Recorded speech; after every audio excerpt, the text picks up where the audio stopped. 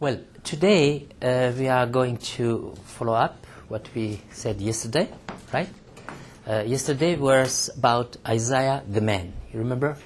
It was important. It is important that first of all we get acquainted with the person, the historical person, flesh and bone person, before we listen to him, right? Before we understand what he means, all right? And we yesterday we realized that indeed Isaiah, the prophet Isaiah, was in the reality of his time. And it's interesting that the way Isaiah is presented in the first verse, Isaiah 1:1. This is someone who is not just a dreamer, has a vision, but he's having a vision in the context of history. He's presented in connection to kings. And you remember, there were 4 kings, right? And maybe we can read again our text here, all right? Isaiah 1:1, just to refresh our memory, okay? Isaiah 1:1. The vision of Isaiah, the son of Amos. That is, he's a son of someone. He exists, all right?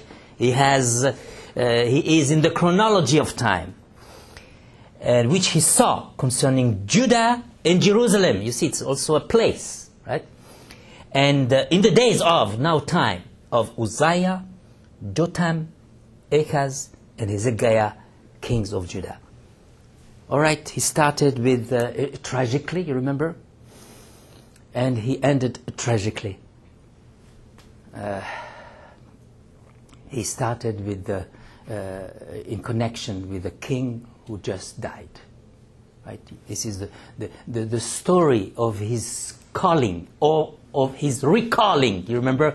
Of his recalling, as if Isaiah needed to have some kind of refreshing, re-encouraging because of of what happened in the first 5 chapters, where he experienced disappointment, frustration, failure, and God called him again. And we have that story of this recall, of this calling of God. And it took place at the moment when Uzziah died. Uzziah the leper, right? The one who, this particular king who was so promising. And then at the end he did something terrible, which took him to that situation as a really failed end, right? He became a leprous. He was put aside. He couldn't even be a part of the common life, and he died and was buried, separated. Okay. And at that moment, Isaiah received that prophetic call. And of course, we have other connections. We'll talk about today 2 special connections with 2 kings. That is Ahaz and Hezekiah. We will talk about that later on. These are actually only these 2 kings with whom the text of Isaiah is telling us about the story of that encounter, right? He doesn't talk about a story about of his encounter with Jotham, right? Even with Uzziah, because he just died, but with Ahaz and Hezekiah. These are the only 2 encounters which are recorded in the book of Isaiah, and there is some reason for that, and we'll come back to that. And then we come to the end of. So this is the last king, but we know that Isaiah, of course, survived Hezekiah. We have a number of clues in the text, in the biblical text, which suggest that, one of them being the fact that we have, in the book of Chronicles, in the 2nd book of Chronicles, especially in chapter 32 and verse 32, 2 Chronicles 32, verse 32, we have the story. Isaiah is said to have written a biography of Hezekiah. Now, to be able to write a biography of someone, that means that you survived that someone, right? Okay, so he went on, and then we know, we kind of infer from a number of clues, biblical clues, especially that he had that, he knew Manasseh. And Manasseh is the one who actually killed him, slew him. According to, now we don't have the story of that tragedy, because Isaiah is the one who wrote the book of Isaiah, so he could not speak about his own, slaughter. So we don't have that story. Yet we have a number of clues suggesting that Isaiah survived. He went beyond Hezekiah. But we don't have the stories about his relationship with Manasseh. But we know what Manasseh did. He was a bad king. He was a cruel king. And according to some good traditions, reported, by the way, by the Jews and also by the Christians, Isaiah must have been not only killed, but he was a martyr. He was killed in a cruel manner. You go to there is a testimony to that in Jewish tradition, in the Mishnah. There is even a testimony to that in early church fathers like Justin the Martyr. We have a testimony to that also in some Jewish apocryphes.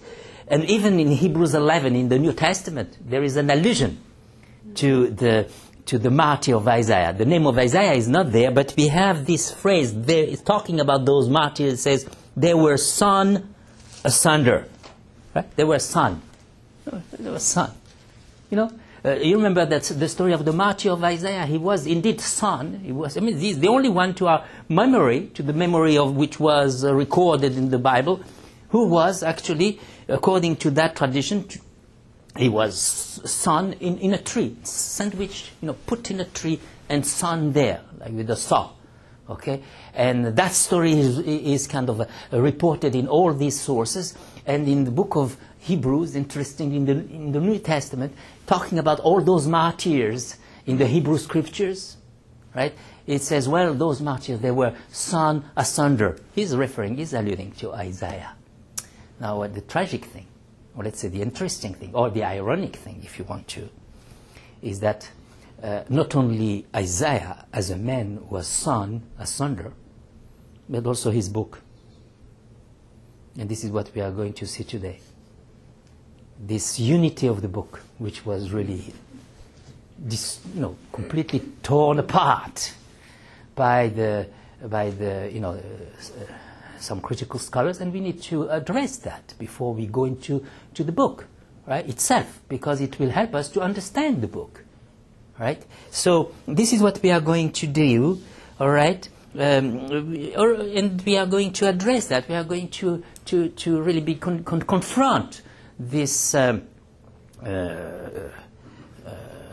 this interpretation, which says that we have here several Isaiahs, and actually it's not just one book here is there, but several books, several authors are involved. So we need to respond to that. We need to address that. We need to see what's happening there. Actually, when we start the book, we have an indication which already at this stage pleads for the unity of the book. We are talking about the vision of Isaiah. It's interesting that we don't have the visions. It's just one vision. It's as if already in the first word of the book, the author wants to affirm the unity of his message. All right. So and then we are talking also, of course, one Isaiah, one vision. And so how come that now many people are saying, well, we don't have one vision, we don't have one text, we don't have one story, one books, we have several books, several Isaiah. So we need to see what took them there and see what it means. So I will give you a quick brief overview of the historical critics. I will not go into the details, right? But we'll give the essential here, so at least we know where we are. At the end of the 18th century, all right, we have people, critical scholars, who came to the conclusion, looking at the book of Isaiah, that we have two Isaiahs. I'm going to write this on the board so that you know what we are talking about. They said, well, we have two books, actually, two parts in the book. One, let's call it Isaiah 1, like that, and then it covers chapter 1 to chapter 39. All right, this is a man. I mean, they are saying this is our Isaiah, coming from the 8th century. All right, and then the second Isaiah would be, of course, the rest, chapter 40 to chapter 66. And here we are talking about the 6th and the 5th century. 6th and 5th century. Right? This is the exile and the return from the exile, right? And here, really, this is the time of this is our time, which is indicated, in the superscription. That is 8th century, that is from the time of Ahaz to the time of Hezekiah. But they are saying that the second part is not from that time, it's from that time. It's no longer our Isaiah. It's someone, 2 centuries later who is talking about, who is writing. This is what they are saying. And by the close of the 19th century, very close to the 19th century, there is a man, just at least we need to remember at least one person, but there are many people who have been involved there. There is a big family, but let's talk about really the one who plays the major role in that. And his name was Bernhard Doom. All right, don't make bad jokes here. All right, Bernhard Doom, and he refined this theory, this view. And what he did became ultimately a dominant model. This is the model which you will find in many writings today, right? And that is that actually we have 3 Isaiahs. All right, now it's no longer 1, the 2, it's now 3 Isaiah. All right, the first one being our first Isaiah. Well, we have Isaiah 1, that is Isaiah 1, we call it. All right, Isaiah 1, this is 1 to 39. Then we have an Isaiah 2, and this will be 40 to 55. And then we'll have a third Isaiah, or when we talk about the Isaiah 2, they say Deutero Isaiah. You must have heard that expression, Deutero Isaiah, all right? That's an expression which is used to refer to that Isaiah, Isaiah 2. And the same thing we have in Isaiah 3, all right, which is called Trito Isaiah. Trito Isaiah. That's another one, another expression, the same thing. And this, in Isaiah 3, we have chapter 56 to chapter 66. Okay? So, in other words, what we have here is the fact that we are coming from the Assyrian time, when Assyria was really dominant power, that is 8th century, and then we are reaching here the time of the Babylonian invasion, the destruction of Jerusalem, and we are reaching, early, 6th century, 5th century, return from the exile and so forth, and so this is what we are. So we have a problem here. All right, we have a problem, almost an ethical problem. As scholars, biblical scholars, have an ethical problem. Let me just tell you this with a little smile. There is a story about a biblical student.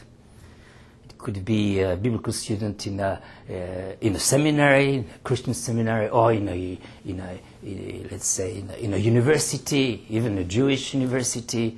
Biblical scholar. Biblical student, they were studying the book of Isaiah, just as you are doing right now.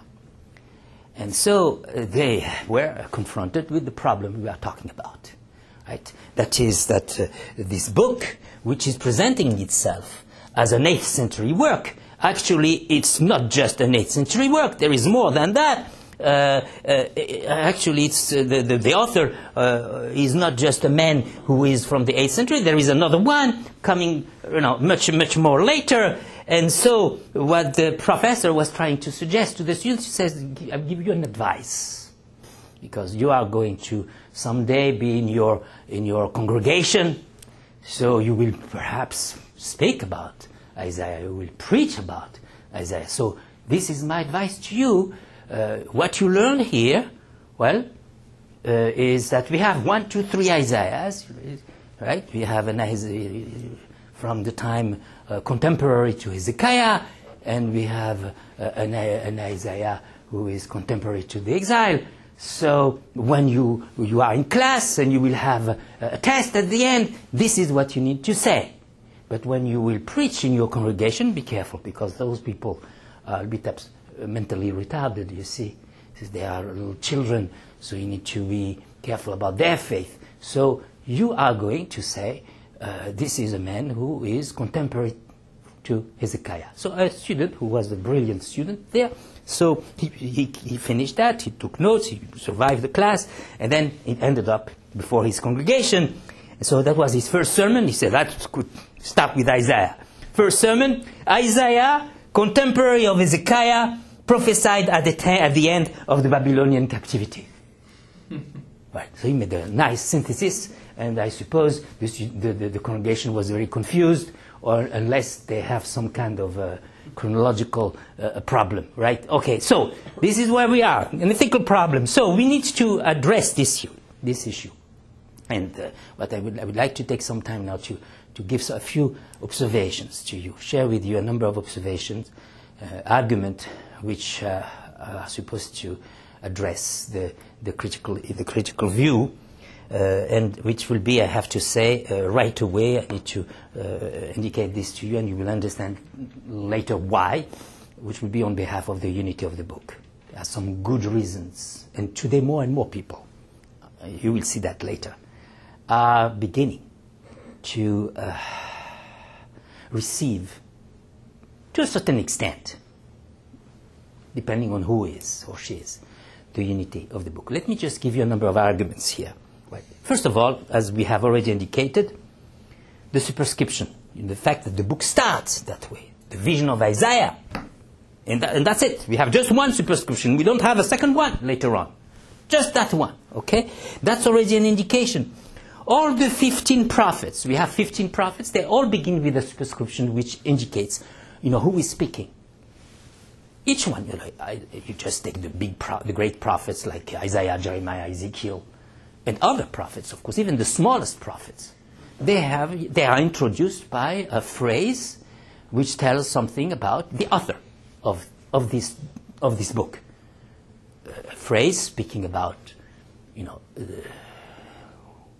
the man, his son of, where he comes from, the city he came from, and the time.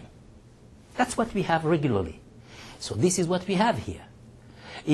So the first argument is just an observation. How come that if we had a second or a third Isaiah, we don't have the same superscription? And this is, I think, it may sound a little bit not such a strong argument, but it is a strong argument from a literary point of view, because if for the smallest prophets, 2, 3 chapters sometimes, you have a superscription, and we don't have a superscription for a prophet like Isaiah 2 or like Isaiah 3, where we have the greatest masterpieces of the Bible.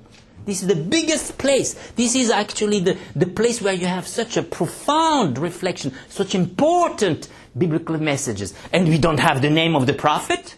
We don't have the name of, we don't know who he is. This would be a contradiction if you just follow, the rule of writing, the literary rule of writing we have in the Bible. So that's the first observation we are making right at the outset, from the first verse. Second one, there is no manuscript whatsoever, nothing, which would suggest that the text has been received as being authored, written by several writers. If you just take, for instance, Qumran, which contains you know what Qumran is, the Dead Sea Scrolls, right? In 1947, we found there a number of writings and manuscripts and so forth, and this has, of course, created a number of turmoil at that time. And so what is interesting about Isaiah in Qumran is that Isaiah is very well represented in Qumran. Actually, this may be the book which is the most represented in Qumran. They were fond. This was a community of faith which was fond of that book. So we have the oldest manuscript of Isaiah there. And if you look at this oldest manuscript of Isaiah, I saw them. I verified that, so I just be a kind of a living witness to that. And if you look at the scroll of Isaiah, what is interesting is that when you reach the moment when we are supposed to have a new author, a new section, right? That is chapter 39, right? Chapter 39, 40. Now, chapter 40 should be a new book, right? So we should have expected here at least a new page. And what happens is that you reach, I mean, chapter 40, the first verse of chapter 40 belongs to the colon of here, of chapter 39. In other words, you have the colon, right? This is what you have, right? Chapter 39 here, chapter 39, let's say. It goes like this, and you have chapter 40, verse 1, which is a part here. Belongs to the same page. And then you go to the next page, all right? The next column, right? You have the rest of verse 1. More precisely, so that you can see what I'm talking about, right? What we have is that we have the phrase. If you read your Bible, you will see that what I'm talking about in chapter 40, right? You have this is the end of chapter 39. We were talking about that yesterday. Then Hezekiah said to Isaiah, "The word of the Lord which you have spoken is good, for he said, at least there will be peace and truth in my days." And then you have the first verse of chapter 40. "Comfort, yes, comfort my people, says you, O God. Speak comfort to Jerusalem and cry out to her." And cry out to her. This is the last word of that column. And then the rest, right after this, okay, that her warfare is ended. This is what we have here. Cry, and then warfare ended. So the first verse of chapter 40 is dividing, and it goes there. That tells you very clearly that for the one who wrote, who copied at that time this book, there was no question about the unity of that book. Right? They just reported as if it was a part of the same book. It's not a new book. There is no sign, nothing, which would suggest that they were receiving this book as several. There is no mark, no colophon, nothing which would separate the section, which normally we have even when we have a new section. Right? Even in the Pentateuch, you have sometimes new sections. Even in the Bible, you have sometimes new sections. And this is indicated by a letter. This is indicated by a mark. Here, we don't have even that. So that's a second indication. On the other hand, we have to say, there are testimonies, there are traditions which support the unity. Well, the main argument, by the way, what really was disturbing for for those critical scholars, and you can understand that, is the observation that Isaiah is speaking about Cyrus. That's really what was the stumbling block for these readers, 18th, 19th century, who were using their reason, and only their reason to really determine what is right and what is wrong. And so their reason told them, how is it that this man is talking about Cyrus who would come 2 centuries or 3 centuries later? You see, so this is the reason why they were saying that's no way, right? We have this phrase of Cyrus. We need to read that. This is indicated, right, in chapter 44, and more precisely, verse 28, it says there, "Who says of Cyrus, he is my shepherd?" The name of Cyrus is mentioned here. And we have it also in chapter 45, verse 1. "Thus says the Lord to his anointed, to his Messiah, to his Mashiach." Cyrus is called the Mashiach, the Messiah. the name of Cyrus is used, and you have it as these are the two places which were really, for the scholars, an indication that the book could not have been written before, because here we are talking about someone who came up much later. So therefore, this book belongs to that period of time, Persian period, when Cyrus was there, right? It's what the presupposition is, which was there, is the idea that no way that someone can predict the future. You see, the supernatural element is completely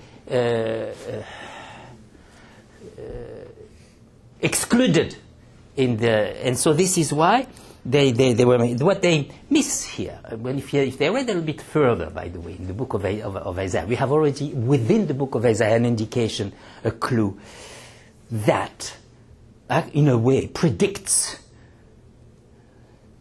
foretells, in a way, this kind of embarrassment, which, namely the capacity to foresee the future.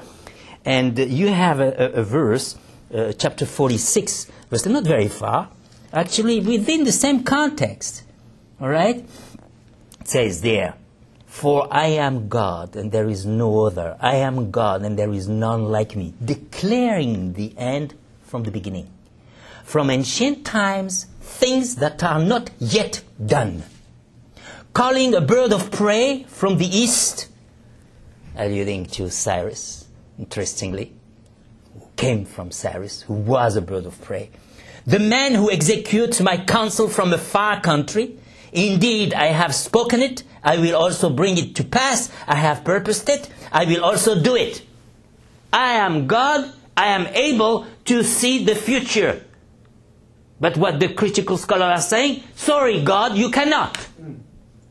I mean, we have the text itself, which is really making that kind of statement, and we completely ignore that. So that's already from within the book of Isaiah already, some kind of a smile response to the smiling response to that approach, right? To that interpretation. Now, what is interesting, by the way, is that this predictive element, this predictive capacity, was recognized by someone from the first century, Flavius Josephus. You must have heard about Flavius Josephus, right? Flavius Josephus, this Jewish historian who actually had decided to compile history, to write history, ancient history, history of his time, first century, contemporary to early Christianity to a certain extent, right? And he himself used that predictive element to prove that God is behind. And I have here a text. I have his text actually, of Flavius Josephus, which I'm going to read. All these things, he says, all these things God did afore them, for he stirred the mind of Cyrus, and made him write this throughout all Asia. This is what he says. "Thus says Cyrus," according to Flavius Josephus, this is something that Cyrus must have said. "The king, since God Almighty had appointed me to be the king of the habitable earth, I believe that he is that God with the nation of the Israelites worship." Right? "For indeed he foretold my name by the prophets." This was, later on says again Flavius Josephus, this was foretold by Isaiah 140 years before the temple was demolished. Accordingly, when Cyrus read this statement about himself, right, he admired the divine power, and he decided then to help the Jews to go back, right? So in the words, for Flavius Josephus recognized the predictive element, and for him it was a proof of the presence of the Lord behind, right? So that's an interesting... Now, what biblical scholars, some critical scholars will say, this is impossible. Well, in general, it's possible. Yeah, well, God predicts the future. Well, in general, we accept that. But in particular, with the name, knowing even his name, that's not possible. Well, maybe he could have, if Isaiah had been writing more or less in the 5th century, maybe a few years before, he could see, the little Cyrus who was so brilliant, so he could foresee, Cyrus could be a good person he has the capacity. Well, but here we are talking about, 200 years before. It's impossible. And we have no case. I mean, you have this in writing. No case in the Bible.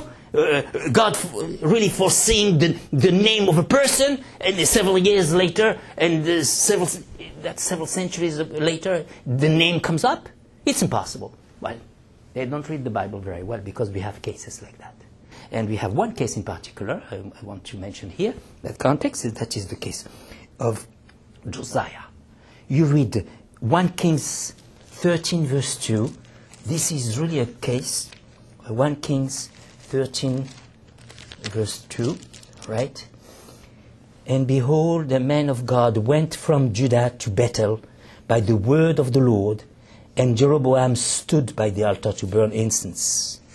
Then he cried out against the altar by the word of the Lord and said, O altar, thus says the Lord, behold, a child, Josiah by name, shall be born to the house of David, and on you he shall sacrifice the priest of the high priest. So he's foreseeing here, how long before? 3 centuries before, according to the biblical testimony. Of course, we can always discuss the biblical testimony, but at least it's consistent. It's possible from a biblical perspective to foresee even 3 centuries before. That's a case. So we should not be surprised that we have that situation also in the context of the Bible. Now, of course, we have a rabbinic tradition. When you look at all the texts which refer to Isaiah, when they say the word, there are hundreds, of course, and we don't have time to go to that. There is not one case where they would refer to the Isaiah 2, Isaiah 3, and they would say, this is another person. Each time they refer to a text from Isaiah 2 or Isaiah 3, they say, Isaiah the prophet has written. For them it was no question, Isaiah was the same person, whether it is in this chapter 40 to 55, or those chapter 56 to 55. To 66, right? Now, of course, beyond rabbinic literature, we can even go to the New Testament writings, which is contemporary to some, at least, of the traditions which are recorded in rabbinic text.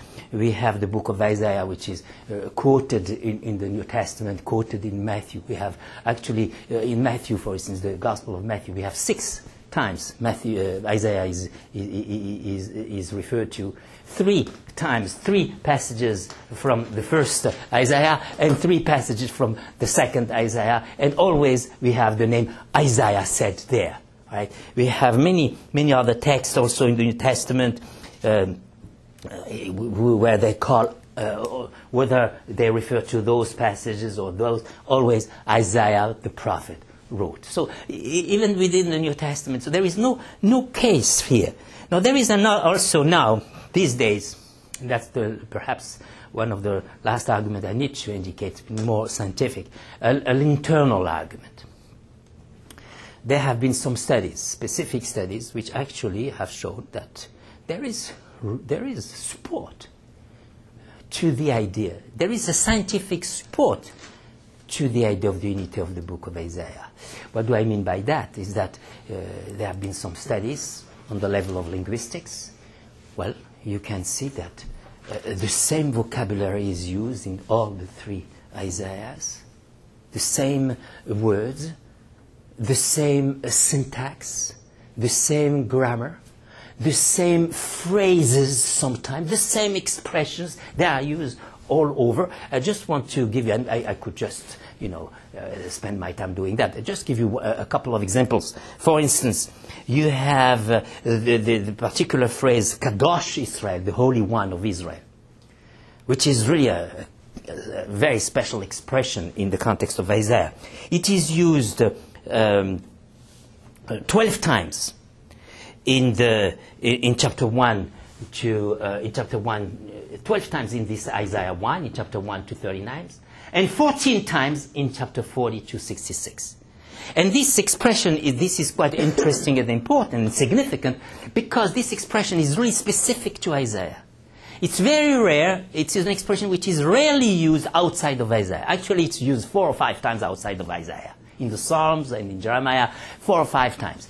It's really an expression which really belongs to Isaiah. And you have it, this particular expression, you have it in the first section 12 times, in the second section 14 times. This is really specific to Isaiah. You cannot say that. You just use really a very special phrase. That's already a clear indication that we are talking about the same author.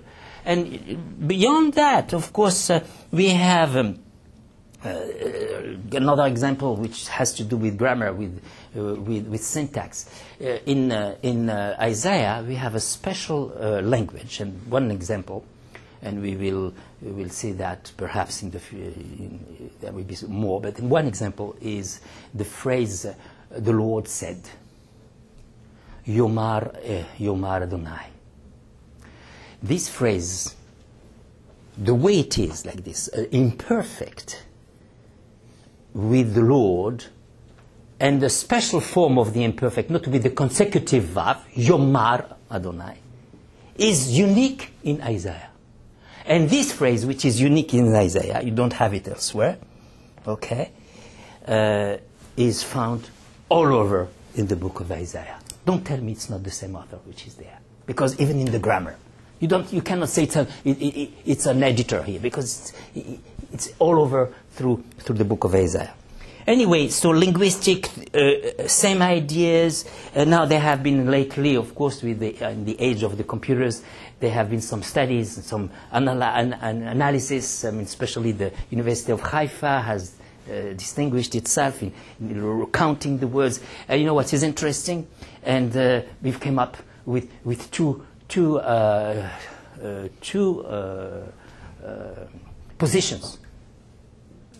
Just by looking at doing calculation and doing some kind of computerized project in Haifa, there was those who said, in no way that can be written by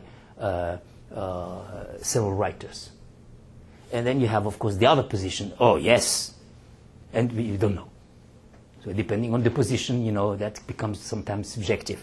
So, now, what is interesting is that today, since the 1980s, all right, 1980s, under the influence of literary studies, structuralism, the importance of the text, there have been a new trend in biblical scholarship. Whether it concerns, you probably know that, whether it concerns Isaiah or other places. Now suddenly the biblical text is important. Before, what was important, it was the history of the biblical text, and the layers and the sources, and we never entered the biblical text. I was referring the other day to Alonzo Schockel. I remember his speech one day. It was an inaugural speech. He said, well, we as biblical scholars, critical scholars, he identified himself as a critical scholar, for a long time we've been around the hole of the door, what do you call that, the bolt of the door, not the bolt, the lock of the door, right? We had the key, right? We never entered. We had a beautiful key and we boasted about these keys and we had written about the key, but we never entered. So it's time that we now enter and enjoy the text the way it is given to us. And that's where we are today. Right? And so what is interesting is that since 1980s, we have an increasing number of studies which look at Isaiah as a whole. Well, we have actually there two categories of people. We have some who say, well, look at this is the text the way it is. They combine in the way they still keep touch with the traditional, 1, 2, 3 Isaiahs, but ultimately they make a combination, kind of a piece between the traditional critical and also the text. But there is a significant other segment of biblical scholarship, which just look at the text the way it is. And so there is some good, there is a shift here suddenly, which comes from the so-called diachronic, historical analysis of the text, to now synchronic, taking the text as it is, the way it presents itself. We take it seriously, and so forth, right? And then we will be able then to enter. Now, this will be the approach I will use, of course, I will take here. The text is given to us. Let's take this text. Let's listen to this text and see how it works, what it has to say. So, what I would like to do, right, is right now, I want to give an argument of the structure which will introduce us to the rest. In what has been observed lately, and where I situate myself in regards to the book as it is, as a whole. We have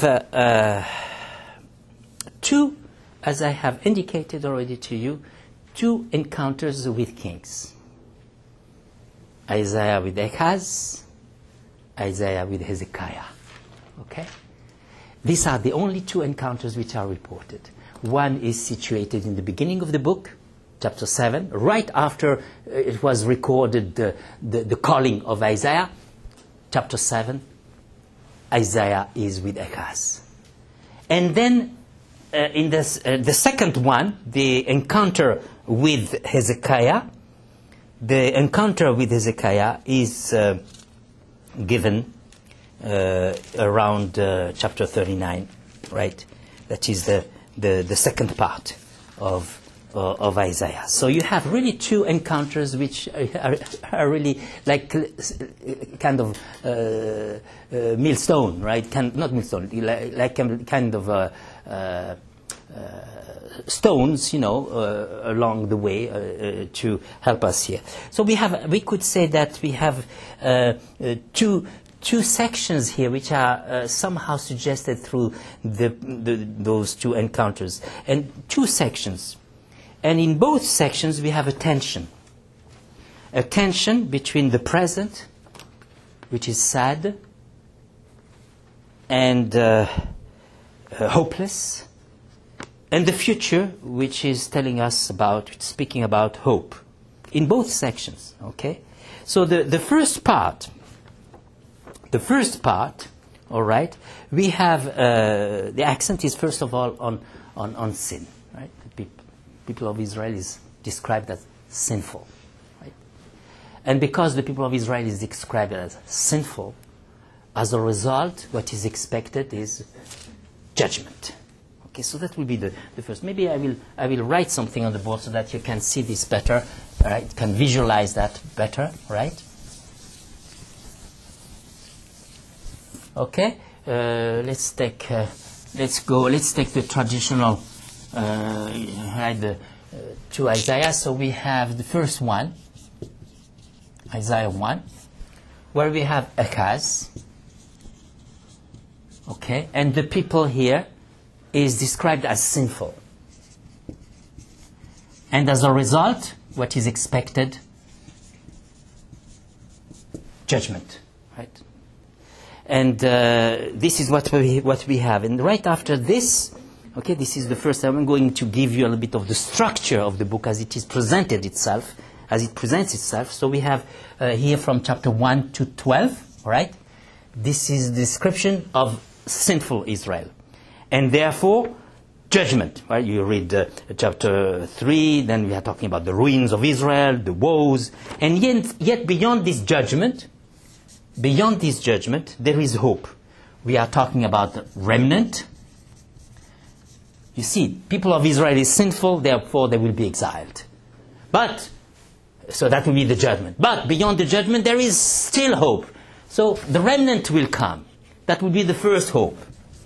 And then he goes beyond that hope, and he says, well, there is more to say than just the return from the remnant. Then he talks about a messianic hope. Messianic hope. That is, not just that the people of Israel is coming back, is returning, but there will be also someone who will do that, and he will proceed into the salvation of the people. And here we are talking about, this is in that context that we are coming now to the story of Emmanuel. That is, God is present. You see, he's talking about the presence of God. Emmanuel meaning God is the presence of God. God is with us. And then we have, right after this, right, not only, then we have the messianic reign of peace, of shalom. All right? And you have really the universal description of universal peace. All right? So that's what we have here in this first section. And then we have it goes there until chapter until the end of Isaiah 1. And then you have Isaiah 2. All right? Here there was Isaiah 2. Here, what do we have? This is Hezekiah. Sorry. An encounter with Hezekiah, the king. And what is interesting when you read these encounters, by the way, there is a parallel. There are parallels. There are Ahaz is talking with Isaiah, and Ahaz, we're talking about a sign.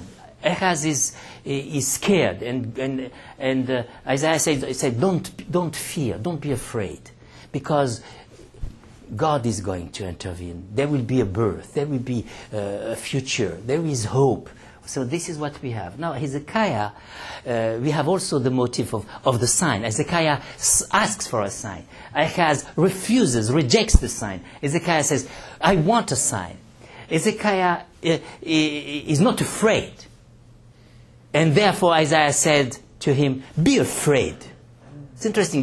There are many parallels between a contrast. Hezekiah is not afraid of the future. He said, "Be afraid because you will be exiled." This is what Isaiah is saying to him, right? So anyway, so we have Hezekiah coming here, and here also in this section. But in this section, Israel is not described as sinful. In that context here, Israel is described as suffering. All right, he's suffering. Oppressed, he's in exile. And then as a result after that, the result of the suffering, you see, the sinful led to judgment. Here suffering leads to something, comfort. The comfort comes as a response to the suffering. And here this is where we are now, and we have this new section, right? The return, you have this comfort, this hope, is a return. There will be a return, a remnant, the same thing as a response. And then after that, beyond this remnant, universal salvation, creation, recreation, and this is what we have when we have chapter 45 and chapter 46. So this, what we have basically here, we have two sections of Isaiah. One focuses on judgment, on justice, because it's a sinful people, and the other one is focusing on love, on comforting, because it's a suffering people. So you have two different perspectives, two different accents, and of course these different accents, that has confused the scholars. They say, well, it's impossible, that's the same author. They did not realize that, well, you can have two different accents and they are complementing to each other. So you have one accent on justice, responding to sinfulness, and another accent, that's the second Isaiah, on comforting, mercy, responding to suffering. So these are really the two. This has been observed, by the way, when I'm sharing this with you. It's not something I have invented. It has been observed by many scholars, right? But simply they did not infer from it, the conclusion of several Isaiahs, but of one Isaiah. But one person who has really had a contribution on that, is a German-Swiss scholar, who made that contribution. Wilhelm Fischer. He was teaching in Switzerland for some time, and then also in France. He taught, he's no more alive now. And he made that statement. He said, the book of Isaiah is like an eclipse. The two focuses, or the two forces, I'm translating, of which would be the word of anger and the word of comfort. So this is a way of looking at the book of Isaiah. You can see the structure, it makes sense. And what is interesting now to add to that is that when you look at the book of Isaiah and you look at it from the perspective of the wholeness of the book, look at the way this book starts. Interesting. The book starts, these are the first word, hear, O heavens, and give ear, O earth. I have nourished and brought up children. What is he talking about? Creation power of God. Heavens and earth. The Bible starts with that. Heavens and earth, and with the God who nourishes, right? You start with an allusion to creation. And you end, what is the last words of Isaiah? This is quite interesting. The last words of Isaiah are about creation. The new world, right? And it's interesting that in Jewish liturgy, when we reach the end of Isaiah, it's kind of this is the way the book of Isaiah is being read in the liturgy in the synagogue. It says this, for as the new heaven, I'm reading from verse 22, this is the conclusion of Isaiah. For as the new heavens and the new earth, which I will make, shall remain before me. Right? Talking about the new heavens and new earth. So it's talking the same thing. So it's a response, like an inclusio to the introduction. Don't tell me that we are not talking about the same person. He starts the book the same way, right? And then it says at the end, and then you have the conclusion, and well, all flesh shall come to worship before me, says the Lord. Now in Jewish liturgy, and then goes Isaiah, it says, and they shall go forth and look upon the corpses of the men who have transgressed against me, for their warmth does not die, and their fire is not quenched. They shall be an abhorrence to all flesh. Now in Jewish liturgy, you don't stop there.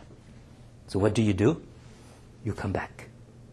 For as the new heavens and the new earth, which I will make, shall remain before me, so shall your descendants and your name remain, and it shall come to pass that from one new moon to another, from one Sabbath to another, all flesh shall come to worship before me, says the Lord.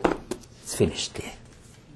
See, this is the way the book of Isaiah concludes. It concludes the way it started, with a reference to creation. Well, by the way, what is interesting is that the Bible, the structure of the Bible is the same way. It starts with creation, right? Look at Malachi, or look at the second book of Chronicles, and it ends with hope. And the New Testament, by the way, they have been kind of faithful. I mean, the Pentateuch is constructed that way. You start with creation, you remember, Genesis 1, and Deuteronomy, you end with the vision of the promised land and an allusion to the resurrection with Moses, right? And the whole Bible, as I said, and not only in the Hebrew Scriptures, but also in the New Testament. The person who wrote the book of Revelation concluded the book of Revelation by, well, this is a new creation. And he started the story of the gospel by reference to creation. See? So and there is a person, a biblical scholar, whose name is Klaus Westermann, who had noticed that. And he said, well, this is what we have. We have a structure. We have a structure of the whole Bible. It's as if there is some kind of editorial, inspired editing here. You start and you end like there is a connection between the beginning and the end, like an inclusio, a way of suggesting, well, maybe there is the same inspiration here. All right? Okay, so what I'm saying basically is that it seems to be, by the way, in the New Testament, in the Epistle to the Hebrews, the same thing. You start with the definition of faith. The only definition of faith we have in the Bible is found in Hebrews 11. You read that statement, it says, well, what is faith? Living in creation and hoping in the future beyond the destruction, beyond the end. But that's what faith is all about. So, and then you read the whole, the poem about faith. It starts with creation and ends with recreation. This is the way Isaiah does. So it's a framework which was apparently well known. So this is a poet, as you can see, who has written that book, and we need to conclude now. And that really,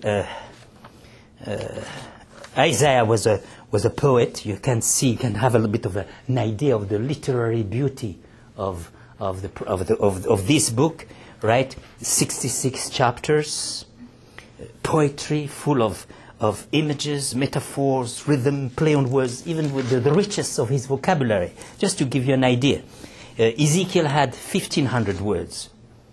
Jeremiah had 1,600 words.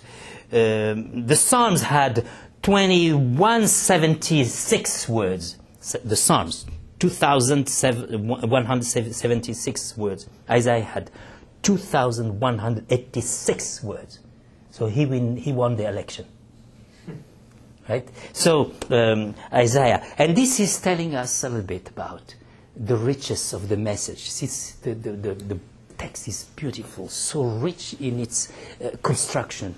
We have to expect something very deep coming from it. So this will be this for tomorrow. Okay. Thank you.